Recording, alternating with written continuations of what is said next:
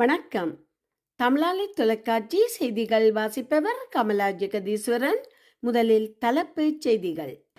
2029 அரசை வீட்டுக்கு விரட்டியடிப்போம். மனோ கணேசன் எம்பி சபதம். இலங்கையில் தீவிரமடையும் அதிகூடிய வெப்ப அலை. பல மாவட்டங்களுக்கு விடுக்கப்பட்டுள்ள எச்சரிக்கை. கொழும்பு கோட்டையில் தொடரூந்து தடம்புரல்வு. டெல்லியில் பெரும் பரபரப்பு. நாடாளுமன்றம் முற்றுகை. பிரதமர் மோடி அவசரமாக வெளியேற்றம். விதிமுறைகளை பின்பற்றாத நிறுவனங்களுக்கு எதிராக இலங்கை மத்திய வங்கி அதிரடி நடவடிக்கை. ஹோர்மோஸ் நீரிணையில் வெடித்து சிதறிய எண்ணெய் கப்பல்கள். தீவிரமடையும் தாக்குதலினால் பெரும் பதற்றம். ஜப்பானில் வரலாற்று திருப்பம். மகப்பேறு விடுப்பு பெற்ற முதல் பெண் மேயர். அமெரிக்கா தளங்களை தரமட்டமாக்கிய ஈரான். மீண்டும் வெடிக்கும் மத்திய கிழக்கு போர். பிரித்தானியாவின் புதிய பிரதமர் ஆகிறார் ஆண்டி பர்ஹாம். ட்ரம்பை அவசரமாக சந்திக்கும் லெபனான் ஜனாதிபதி ஜோசப் அவுன். இனி தொடர்கிறது விரிவான செய்திகள். நீதித்துறை மீதான மக்களின் நம்பிக்கையை சீர்குலைக்கும் வகையில் அரசு செயற்படக்கூடாது என தமிழ் முற்போக்கு கூட்டணி தலைவர் மனோ கணேசன் எம்பி தெரிவித்துள்ளார். கொழும்பில் நேற்று நடைபெற்ற ஊடகவியலாளர் சந்திப்பில் கலந்து கொண்டு கருத்து தெரிவிக்கும் போதே அவர் இவ்வாறு எச்சரித்துள்ளார். 2009 ஆண்டு நடைபெறவுள்ள ஜனாதிபதி தேர்தலில் எதிர் கட்சிகள் அனைத்தும் ஒன்றிணைந்து பொது வேட்பாளர் நிறுத்தி இந்த அரசை வீட்டுக்கு அனுப்ப தயாராக இருக்கின்றோம் என்று அவர் தெரிவித்துள்ளார். அவர் மேலும் குறிப்பிடுகையில், தற்பொழுது நிகழும் மரணங்கள் தொடர்பில் எம்மால் தீர்மானிக்க கூற முடியாது என்றாலும் முன்னாள் போலீஸ் மா அதிபரின் மரணத்தில் பலத்த சந்தேகம் நிலவுகிறது. சாந்தா போன்ற திரைசேரி அதிகாரிகளின் சாதாரணமானவர்கள் அல்லர். எனவே இந்த விவகாரங்கள் குறித்து நீதிமன்றமும் முறையான விசாரணைகளை நடத்த வேண்டும். நீதி அரசர்களின் பதவி காலத்தை நீடிக்கும் அரசின் தீர்மானம் முறையற்றது. மக்கள் இறுதியாக நம்பி செல்லும் ஒரு இடம் நீதிமன்றம்தான். அந்த நம்பிக்கையை தகர்த்தும் வகையில் நீதியரசர்களின் பதவி காலத்தை நீடிப்பது ஏற்றுக்கொள்ள முடியாதது. அரசுகள் வரும் போகும், ஆனால் நீதித்துறையின் கௌரவம் பாதுகாக்கப்பட வேண்டும். அரசியல் காரணங்களுக்காக நீதித்துறையில் மாற்றங்களை செய்ய வேண்டாம். இது ஒரு அரசியல் கூட்டணி மட்டுமல்ல, நாட்டின் பிரச்சனைகளை மக்களுக்கு கொண்டு செல்லும் பொதுவான மேடை. தற்போது 6 கட்சிகள் இணைந்துள்ளன. எதிர்காலத்தில் இன்னும் பல கட்சிகள் இதில் இணையும். அரசை கவிழ்க்கும் நோக்கம் எமக்கில்லை. அவர்கள் தமது பயணத்தை தொடரட்டும். ஆனால் வரும் 2029 ஆண்டு நடைபெறவுள்ள ஜனாதிபதி தேர்தலில் எதிர்க்கட்சிகள் அனைத்தும் ஒன்றிணைந்து பொது வேட்பாளரை நிறுத்தி அரசை வீட்டுக்கு அனுப்ப தயாராக இருக்கின்றோம். எதிர்க்கட்சிகள் நாட்டை சீர்குலைக்க பார்க்கின்றன என்று பிரதமர் ஹர்னி அமரசூரியர் முன்வைக்கும் குற்றச்சாட்டை நான் முழுமையாக மறுக்கிறேன். பிரதமர் பொய்களை கூறக்கூடாது. அன்று நாட்டை சீர்குலைக்கும் வேலைகளை செய்தது நீங்கள்தான் என்பதை நினைவூட்ட விரும்புகின்றேன். தான் ஜனாதிபதி தேர்தலில் போட்டியிடப் போவதில்லை. நான் எதிர்க்கட்சிகளின் பொது வேட்பாளருக்கு எனது முழுமையான ஆதரவை வழங்குகிறேன் என தெரிவித்துள்ளார். கொழும்பு கோட்டை தொடருந்து நிலையத்தில் சற்று முன்னர் தொடருந்து ஒன்று தரம் புரண்டுள்ளது. இதனால் தொடருந்து நிலையத்தின் 2 மேடைகளின் போக்குவரத்து நடவடிக்கைகள் பாதிக்கப்பட்டுள்ளன. கோட்டை தொடருந்து நிலையத்திலிருந்து மாலை 4:45க்கு ரம்புக்களை நோக்கி பயணிக்கவிருந்த 1164 இலக்க தொடருந்து தாமதமாகி மேடையை வந்தடையும் முற்பட்ட போது மாலை 4:35 மணியளவில் இவ்வாறு தரம் புரண்டுள்ளது. இந்த விபத்தின் காரணமாக தொடருந்தின் ஒரு பெட்டியின் 2 சக்கரங்கள் தண்டவாளத்தை விட்டு விலகியுள்ளதாக தெரிவிக்கப்படுகிறது. இதற்கு முன்னர் கடந்த 7ஆம் தேதியும் இதே தொடருந்து தரம் புரண்டது. இந்த தடம் புரள்வு காரணமாக கொழும்பு கோட்டை தொடருந்து நிலையத்தின் 2 மேடைகள் முழுமையாக தடைப்பட்டுள்ளதுடன் தொடருந்தை மீண்டும் வழமைக்கு கொண்டு வருவதற்காக அதிகாரிகள் நடவடிக்கை மேற்கொண்டு வருகின்றனர். இந்த நிலைமையிலே மாலை வேளையில் பயணிக்கும் ஏனைய சில அலுவலக தொடருந்துகளும் சற்று தாமதமாக கூடும் என தெரிவிக்கப்படுகிறது. நீட் உள்ளிட்ட தேசிய தேர்வுகளில் இடம்பெறுவதாக கூறப்படும் முறைகேடுகள், வினாத்தாள் கசிவுகள் மற்றும் தொழில்நுட்ப கோளாறுகளுக்கு எதிர்ப்பு தெரிவித்து ஹாக் ரோஜ் ஜனதா கட்சி மற்றும் பல்வேறு மாணவர் அமைப்புகள் இணைந்து இன்று புது டெல்லியில் போராட்டத்தில் ஈடுபட்டன. நாடாளுமன்ற மழைக்கால கூட்டத்தொடர் தொடங்கிய நாளில் நடைபெற்ற இந்த போராட்டத்தில் கல்வி அமைச்சர் தர்மேந்திர பிரதான் உடனடியாக பதவி விலக வேண்டும் என்றும் தேசிய தேர்வு முறையில் வெளிப்படையான சீர்திருத்தங்கள் மேற்கொள்ளப்பட வேண்டும் என்றும் மாணவர்கள் வலியுறுத்தினர். ஜந்தர் மந்தர் பகுதியில் இருந்து நாடாளுமன்றத்தை நோக்கி பேரணியாக செல்ல முயன்ற போராட்டக்காரர்களை டெல்லி போலீசார் தடுத்து நிறுத்தினர்.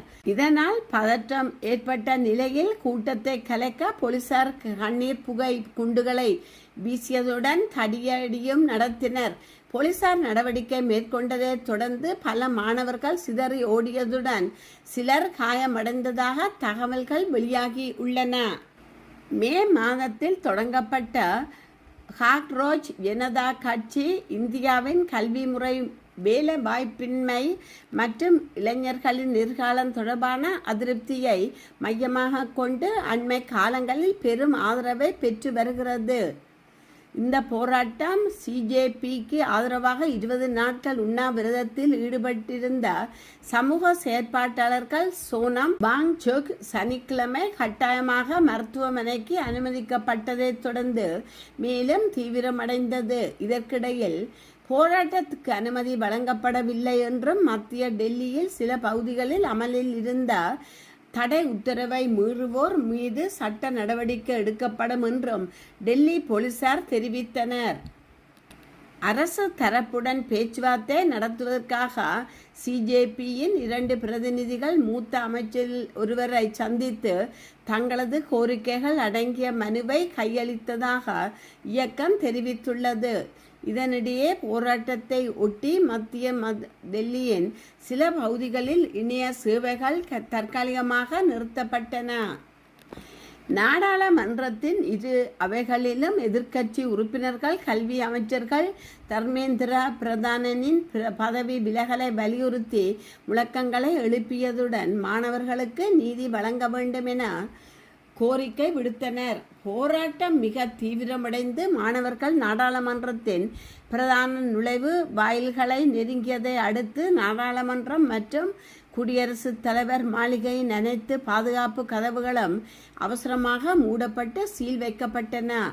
பாதுகாப்பு காரணங்களுக்காக நாடாளுமன்றத்துக்குள் இருந்த மூத்த அரசு அதிகாரிகள் பாதுகாப்பான இடங்களுக்கு வெளியேற்றப்பட்டனர். பல்லாயிரக்கணக்கான மாணவர்கள் மிக அருகில் திரண்டு முழக்கமிட்டு கொண்டிருந்த அதே நேரத்தில் பிரதமர் நரேந்திர மோடியின் வாகன அணிவகுப்பு நாடாளுமன்ற வளாகத்தை விட்டு அவசரமாக வெளியேறியது.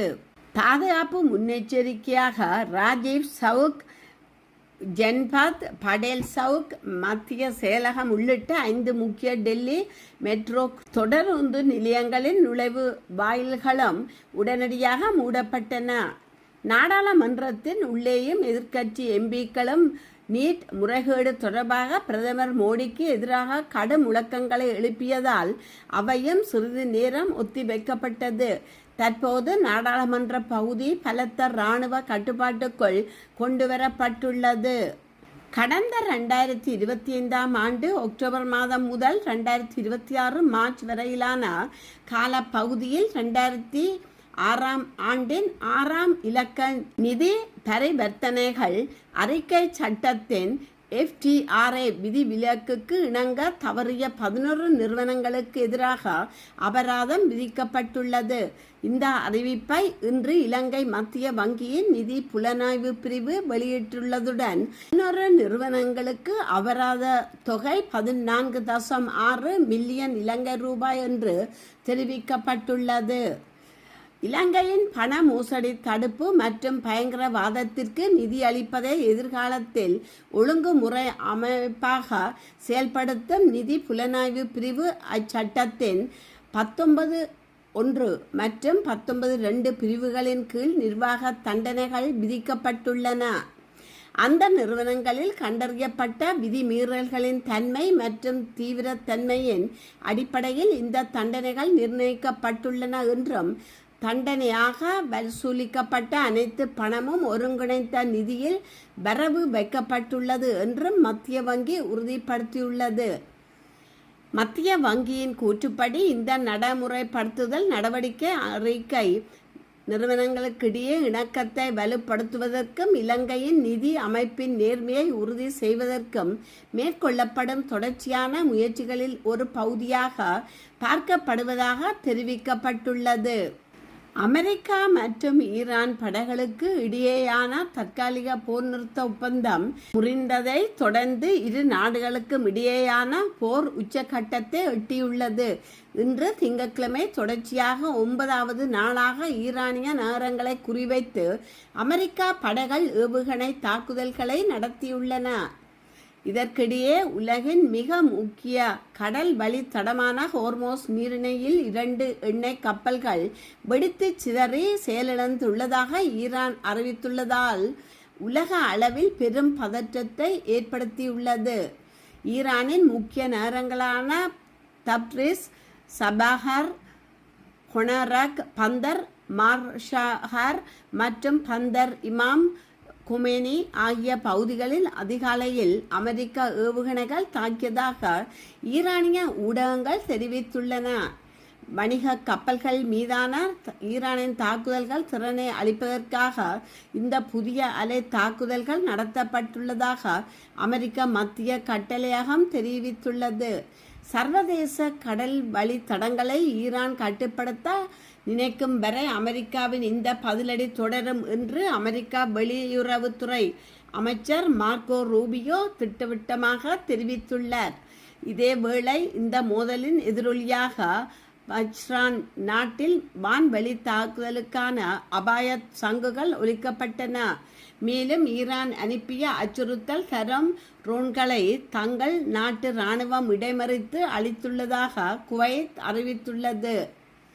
அமெரிக்காவின் தாக்குதலுக்கு பதிலடியாக ஜோர்டானில் உள்ள அகபா விமான நிலையம், குவைத்தில் உள்ள அல் அதிரி முகாம், அலி அல் சலீம் விமான தளம் மற்றும் சிரியாவில் உள்ள அமெரிக்க இராணுவ முகாம்களை குறிவைத்து தங்களது புரட்சிகர காவல் படை பயங்கர பாலிஸ்டிக் ஏவுகணைகளை வீசி தாக்கியதாக ஈரான் தெரிவித்துள்ளது. மேலும் குவைத்தில் உள்ள முக்கிய குடிநீர் சுத்திகரிப்பு நிலையம் ஒன்றின் மீது ஈரான் நடத்திய தாக்குதலில் அங்கு கடுமையான தீ விபத்து ஏற்பட்டுள்ளது. அமெரிக்க இராணுவத்தின் வழிகாட்டுதலின்படி ஆபத்தான கடல் வழித்தடத்தை பயன்படுத்த முயன்ற 2 எண்ணெய் சுத்திகரிப்பு கப்பல்கள் வெடித்து சிதறிய நகர முடியாமல் கடலிலேயே முடங்கி உள்ளதாக ஈரானிய படை தெரிவித்துள்ளது. அமெரிக்காவின் ஆக்கிரமிப்பு தொடரும் வரை இந்த ஹோர்மோஸ் நீரிணை வழித்தடத்தில் ஒரு சொட்டு எண்ணெய் அல்லது எரிவாயு கூட பாதுகாப்பாக செல்ல முடியாது என்று ஈரான் எச்சரித்துள்ளது. இந்த பதற்றமான சூழலால் ஹோர்மோஸ் நீரிணை வழியாக செல்லும் கப்பல்களின் எண்ணிக்கை பாதியாக குறைந்துள்ளது. இதனால் உலக சந்தையில் கச்சா எண்ணெய் விலை 2% உயர்ந்து ஒரு பெரல் $90க்கும் அதிகமாக விற்பனையாகி வருகிறது. ஈரானின் வடக்கு பகுதியில் உள்ள அமெரிக்க இராணுவ முகாமில் வீழ்த்தப்பட்ட ஈரானிய ட்ரோன் ஒன்றை செயலிழக்க வைக்கும் போது ஏற்பட்ட வெடிவிபத்தில் அமெரிக்க வீரர் ஒருவர் சனிக்கிழமை உயிரிழந்தார். இதன் மூலம் இந்த போர் தொடங்கியதில் இருந்து இதுவரை உயிரிழந்த அமெரிக்க இராணுவ வீரர்களின் எண்ணிக்கை 17ஆக உயர்ந்துள்ளது. மேலும் 420க்கும் மேற்பட்ட வீரர்கள் காயமடைந்துள்ளனர். கடந்த பிப்ரவரி 28 அன்று ஈரான் அணுசக்தி மற்றும் ஏவுகணை திட்டங்களை முடக்குவதற்காக அமெரிக்காவும் இஸ்ரேலும் இணைந்து தொடங்கிய இந்த போரில் ஈரான் மற்றும் லெபனானில் இதுவரை ஆயிரக்கணக்கான மக்கள் உயிரிழந்துள்ளனர் என்பது குறிப்பிடத்தக்கது. ஈரான் நடத்திய தாக்குதலில் 2 அமெரிக்க வீரர்கள் கொல்லப்பட்டும் ஒருவர் காணாமல் போயுள்ள நிலையில் இரு நாடுகளுக்கும் இடையேயான போர் தீவிரமடைந்துள்ளது. ஈரானின் தென்மேற்கு நகரான தர்கோவினில் கட்டுமான பணியில் இருந்த அணு மின் நிலையம் மற்றும் ஹிஷிம் தீவு ஆகியவற்றின் மீது அமெரிக்கா இரவு நேர தாக்குதல்களை நடத்தியுள்ளதாக ஈரான் ஊடகங்கள் தெரிவித்துள்ளன. அதேவேளை குவைத்தில் உள்ள மின்சாரம் மற்றும் நீர் உற்பத்தி நிலையம் மீதும் 2வது முறையாக தாக்குதல் நடத்தப்பட்டுள்ளது. இதற்கிடையில் இன்று ஈரானால் ஏவப்பட்ட 3 ஏவுகணைகளை யோர்தான் இராணுவம் சுட்டு வீழ்த்தியதுடன் 4வது ஏவுகணை ஆள் நடமாற்றமற்ற பகுதியில் விழுந்துள்ளதாக யோர்தான் அரச செய்தி நிறுவனம் தெரிவித்துள்ளது. அச்சத்துடன் யோர்தானின் அகபா துறைமுகம் இலக்கு வைக்கப்படலாம் என அமெரிக்கா எச்சரித்ததை தொடர்ந்தே இந்த சம்பவம் நிகழ்ந்துள்ளது. இந்த நியாயமற்ற மற்றும் அப்பட்டமான தாக்குதல்களை உடனடியாக நிறுத்துமாறு ஈரானிடம் வலியுறுத்தியுள்ளதாக ஜோர்தான் வெளிவிவகார அமைச்சு நாட்டின் பாதுகாப்பு என்பது மீற முடியாத ஒரு சிவப்பு கோடு என எச்சரித்து அம்மானில் உள்ள ஈரானிய தூதரை நேரில் அழைத்து கண்டனம் வெளியிட்டுள்ளது. கடந்த சில நாட்களாக இரு நாடுகளுக்கும் மாறி மாறி முக்கிய உள்கட்டமைப்புகளை இலக்கு வைத்து தாக்குதல்களை தீவிரப்படுத்தியுள்ளதுடன் ஆரம்ப கட்ட போர் நிறுத்த உடன்படிக்கை ஏற்பட்டு 1 மாதத்துக்குள்ளேயே அது முறிவடைந்துள்ளமை குறிப்பிடத்தக்கது.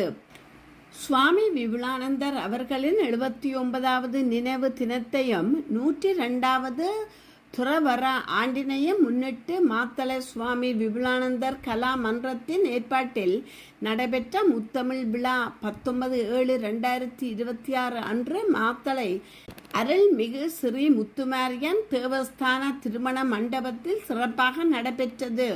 இந்நிகழ்வில் கடற்தொழில் நீரியல் மற்றும் கடல் வளங்கள் அமைச்சர் ராமலிங்கம் சந்திரசேகரர் பிரதம அதிதியாக கலந்து கொண்டார். அதேவேளை புத்த சமய கலாச்சாரங்கள் மற்றும் சமய விவகாரங்கள் பிரதி அமைச்சர் கமகெதரா திசநாயக்கா அதிதியாக கலந்து கொண்டு விழாவை சிறப்பித்தார். விழாவின் ஆரம்ப நிகழ்வாக மாணவர்களின் கலை மற்றும் கலாச்சார நிகழ்ச்சிகளுடன் சுவாமி விபுலானந்தரின் நினைவு போற்றும் ஊர்வலம் நடைபெற்றது. பின்னர் பிரதம அதிதிகளுக்கு பாரம்பரிய முறையில் வரவேற்களிக்கப்பட்டுள்ளதுடன் சுவாமி விபுலானந்தரின் திருவுருவ படத்திற்கு மலர் மாலை அணிவித்து சுடரேற்றி மலர் தூவி அஞ்சலி செலுத்தப்பட்டது. அதனைத் தொடர்ந்து மாணவர்களின் முதல் தமிழ் கலைநிகழ்ச்சி, இசை, நடனம், இலக்கியம் உள்ளிட்ட பல்வேறு பண்பாட்டு நினைவுகள் இடம்பெற்று பார்வையாளர்களின் பாராட்டை பெற்றன. விபுலானந்தர் நினைவாக பாடசாலை மாணவர்களுக்கிடையே நடத்தப்பட்ட முத்தமிழ் போட்டிகளில் வெற்றி பெற்ற மாணவர்களுக்கு பரிசுகளும் சான்றிதழ்களும் வழங்கப்பட்டன. மேலும் சமூக சேவையில் சிறப்பாக பணியாற்றியவர்களுக்கும் இந்நிகழ்வில் கௌரவிக்கப்பட்டனர். இதன்போது பிரதம அதிதி அமைச்சர் ராமலிங்கம் சந்திரசேகர் அவர்களும் நினைவு சின்னம் வழங்கி கௌரவிக்கப்பட்டார். நிகழ்வில் உரையாற்றிய அமைச்சர் ராமலிங்கம் சந்திரசேகரர் சுவாமி விபுலானந்தர் தமிழ் மொழி, கலை, கல்வி மற்றும் ஆன்மீக பணிகளில் ஆற்றிய பங்களிப்புக்கு தலைமுறைகள் கடந்து நினைவு கூறப்பட வேண்டிய பெரும் பாரம்பரியமாகும் என்றும் இளம் தலைமுறைகளிடையே தமிழ் மொழி, முத்தமிழ், ஒழுக்கம் மற்றும் பண்பாடு விழுமியங்களை வளர்க்கும் இத்தகைய நிகழ்வுகள் தொடர்ச்சியாக முன்னெடுக்கப்பட வேண்டும் என்றும் வலியுறுத்தினர். இந்நிகழ்வில் மத தலைவர்கள், கல்வியாளர்கள், அரசு அதிகாரிகள், சமூக அமைப்புகளின் பிரதிநிதிகள், ஆசிரியர்கள், மாணவர்கள், பெற்றோர்கள் மற்றும் பெரும் அளவிலான பொதுமக்கள் கலந்து கொண்டனர். பிரித்தானியாவின் புதிய பிரதமராக தொழிலாளர் கட்சியின் தலைவர் ஆண்டி பிரம்ஹாம் இன்று பதவியேற்கிறார். கடந்த ஒரு தசாப்தத்தில் 10 ஆண்டுகள் பிரித்தானியாவின் 7வது பிரதமராக பொறுப்பேற்கும் அவர் நாட்டை முழுமையாக மாற்றி அமைக்கப் போவதாகவும் மக்களின் வாழ்வாதார பிரச்சனைகளுக்கு முக்கியத்துவம் அளிக்கப் போவதாகவும் உறுதியளித்துள்ளார். தற்போதைய பிரதமர் கீர் ஸ்டார் தமது பதவி விலகலை செய்ததைத் தொடர்ந்து லேபர் கட்சியின் புதிய தலைவராக தேர்ந்தெடுக்கப்பட்ட ஆண்டி பிரம்ஹாம் மன்னர் சார்ல்ஸை சந்தித்து முறைப்படி ஆட்சி அமைக்க உரிமை கோரியுள்ளார். 56வது ஆண்டு பிரம்ஹாம் இதற்கு முன்பு கிரேட்டர் மான்செஸ்டர் நகரத்தின் மேஜராக பணியாற்றி மக்கள் மத்தியில் பெரும் செல்வாக்கினை பெற்றவர். பிராந்திய மக்களின் உரிமைகளுக்காக குரல் கொடுத்ததால் அவர் கிங் ஆஃப் த நோர்த், வடக்கின் ராஜா என்று அன்போடு அழைக்கப்படுகிறார். நாட்டின் பிரதமராக அவர் பொறுப்பேற்றவுடன் பிரித்தானியா சந்தித்து வரும் கடுமையான பொருளாதார மந்தநிலை, பொது சேவைகளின் நலிவுற்ற நிலை மற்றும் பொது பயன்பாட்டு நிறுவனங்களின் மோசமான செயல்பாடு போன்ற சவால்களை அவர் ஏற்றுக்கொள்ள வேண்டியிருக்கும். அரசியல் அமைப்பில் அதிரடி மாற்றம். பிரித்தானியா அரசியலில் கடந்த 40 ஆண்டுகளில் இல்லாத மிகப்பெரிய மாற்றமாக இந்த தருணம் இருக்கும் என்று பச்ஹாம் குறிப்பிட்டுள்ளார். மக்களின் வாழ்க்கை செலவினங்களை குறைத்து அனைத்து பகுதி மக்களுக்கும் எளிமையான மலிவான வாழ்க்கையை வாழ வழிவகை செய்வதே தனது முதல் முன்னுரிமை என்று அவர் தெரிவித்துள்ளார். வலதுசாரி மற்றும் குடியேற்ற எதிர்ப்பு போக்குடைய நஜல் பரோஜின் ரிபஹாம் யூகே கட்சியின் சவால்களை சமாளிக்க லேபர் கட்சிக்குள் இருக்கும் ஒரே வலுவான தலைவர் பரன்ஹாம் தான் என்று அவரது கட்சி நாடாளுமன்ற உறுப்பினர்கள் நம்புகின்றனர். புதிய அமைச்சரவை மற்றும் கொள்கை முடிவுகள். பிரதமராக பொறுப்பேற்றவுடன் பரன்ஹாம் தனது புதிய அமைச்சரவை அறிவிக்க உள்ளார். குறிப்பாக நாட்டின் மிக முக்கியமான பதவியான நிதியமைச்சர் பதவிக்கு உள்துறை அமைச்சர் சபானா மச்மூத் நியமிக்கப்படலாம் என பலத்த எதிர்பார்ப்பு நிலவுகிறது. அரசியல் ரீதியாக சட்டவிரோத குடியேற்றத்தை தடுக்க கொண்டு வரப்படும் பெரும் தோல்வியை சந்தித்து டிஜிட்டல் அடையாள அட்டை திட்டத்தை அவரது அரசு ஏற்கனவே ரத்து செய்துள்ளது. மேலும் பெரும் கடனில் மூழ்கி கழிவு நீர் கசிவு முறைப்பாடுகளில் சிக்கியுள்ள பிரித்தானியாவின் மிகப்பெரிய பொது நீர் விநியோக நிறுவனமான தேம்ஸ் வாட்டர் நிறுவனத்தை அரசே நேரடியாக தன் கட்டுப்பாட்டுக்குள் கொண்டு வரும் தேசியமயமாக்கல் அதிரட முடிவுகளையும் பச்ஹாம் எடுக்க உள்ளதாக தகவல்கள் வெளியாகி உள்ளன. லெபனானில் இருந்து இஸ்ரேலிய படைகளை வெளியேற்றவும் ஈரான் ஆதரவு பெற்ற ஹிஸ்புல்லா ஆயுத குழுவை நிராயுத பாணியாக்கவும் லெபனான் ஜனாதிபதி யோசெப் அவுன் இந்த வாரம் அமெரிக்காவுக்கு பயணம் மேற்கொண்டு ஜனாதிபதி டொனால்ட் ட்ரம்பை வெள்ளை மாளிகையில் நேரில் சந்திக்க உள்ளார். கடந்த 20 ஆண்டுகளில் லெபனான் நாட்டின் தலைவர் ஒருவர் வெள்ளை மாளிகைக்கு அதிகாரபூர்வமாக பயணம் மேற்கொள்ளுவது இதுவே முதல் முறையாகும். இஸ்ரேலின் தொடர் தாக்குதலால் லெபனானில் லட்சக்கணக்கான மக்கள் இடம்பெயர்ந்துள்ள இக்கட்டான சூழ்நிலையில் இந்த சந்திப்பு நடைபெறுகிறது. ஜூன் 26 அன்று அமெரிக்காவின் மத்தியஸ்தலத்தில் ஏற்பட்ட ஒப்பந்தத்தை அமுல்படுத்த இஸ்ரேலுக்கு தேவையான அழுத்தத்தை வழங்குமாறு ஜனாதிபதி ட்ரம்பிடம் ஜனாதிபதி அவுன் கோரிக்கை வைக்கவுள்ளார். மேலும் ஹிஸ்புல்லா அமைப்பின் வசமுள்ள ஆயுதங்களை ஒப்படைப்பதற்காக எழுத்துப்பூர்வ திட்டத்தையும் அவர் அமெரிக்காவிடம் சமர்ப்பிக்க உள்ளார். லெபனானின் இறையாண்மையை மீட்டெடுக்க ஜனாதிபதி ட்ரம்பின் தலையீடே ஒரே தீர்வு என்று லெபனான் அரசு நம்புகிறது. முன்னதாக அமெரிக்கா ஆதரவு பெற்ற லெபனான் இராணுவத்தின் தளபதியாக பணியாற்றி கடந்த ஆண்டு ஜனாதிபதியாக தேர்ந்தெடுக்கப்பட்ட 62 வயதான யோசெப் அவுன் ஈரானுக்காக லெபனான் அளிக்கப்படுவதாக ஹிஸ்புல்லா அமைப்பை கடுமையாக சாடினார். இஸ்ரேலுடன் நேரடியாக பேச்சுவார்த்தைக்கு அழைப்பு விடுத்ததால் ஹிஸ்புல்லா ஆதரவாளர்களின் கடுமையான விமர்சனங்களை சந்தித்த போதிலும் நாட்டின் பாதுகாப்பை கருத்தில் அவர் தனது முடிவில் உறுதியாக உள்ளார். இந்த இரு நாட்டு ஜனாதிபதிகளின் சந்திப்பு மத்திய கிழக்கு பிராந்தியத்தில் நிலவும் பதற்றத்தை தணிப்பதில் முக்கிய பங்கு வகிக்கும் என்று எதிர்பார்க்கப்படுகிறது.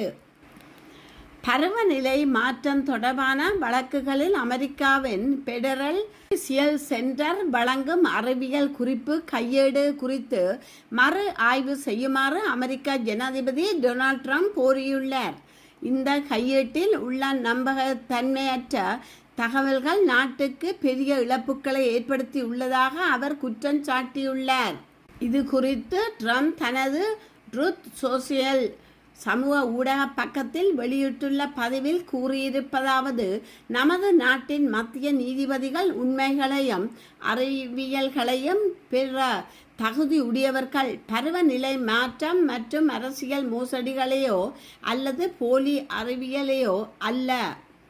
இந்த உண்மையின் அடிப்படையில் மத்திய அரசின் சஸ்பென்ஷன் மற்றும் விநியோகத்தடை அதிகாரிகளை இந்த நடவடிக்கைகள் குறித்து மறு ஆய்வு செய்ய நான் உத்தரவிடுகிறேன். ட்ரம்பின் இந்த உத்தரவு எத்தகைய நடவடிக்கை அல்லது யாருடைய செயல்பாடுகள் குறித்து விசாரணைக்கானது என்பது உடனடியாக தெளிவாக தெரியவில்லை. இது குறித்து கருத்து தெரிவிக்க வெள்ளை மாளிகையும் உடனடியாக முன்வரவில்லை. முன்னதாக அமெரிக்காவின் மத்திய நீதித்துறை அறிவியல் சான்றுகள் குறித்த தனது புதிய கையேட்டில் இருந்து பருவநிலை மாற்றம் தொடர்பான அத்தியாயத்தை நீக்கியிருந்தது. இந்த அத்தியாயம் புதை படிவ எரிபொருள் நிறுவனங்களுக்கு எதிராக ஒருதலை பட்சமாக இருப்பதாக குடியரசுக் கட்சி மாநில வழக்கறிஞர்கள் வாதிட்டதை அடுத்து இந்த நடவடிக்கை எடுக்கப்பட்டுள்ளது.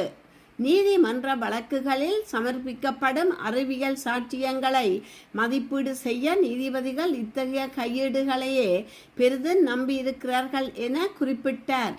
கொலம்பியா சட்ட கல்லூரியைச் சேர்ந்த செசிகா பென்ஸ் மற்றும் ராட்லி ஹார்டன் ஆகியோரால் எழுதப்பட்ட இந்த சர்ச்சைக்குரிய அத்தியாயம் நீதிபதிகளுக்கு பருவநிலை அறிவியல் தொடர்பான வழக்குகளை கையாள உதவும் வகையில் வடிவமைக்கப்பட்டிருந்தது குறிப்பிடத்தக்கது.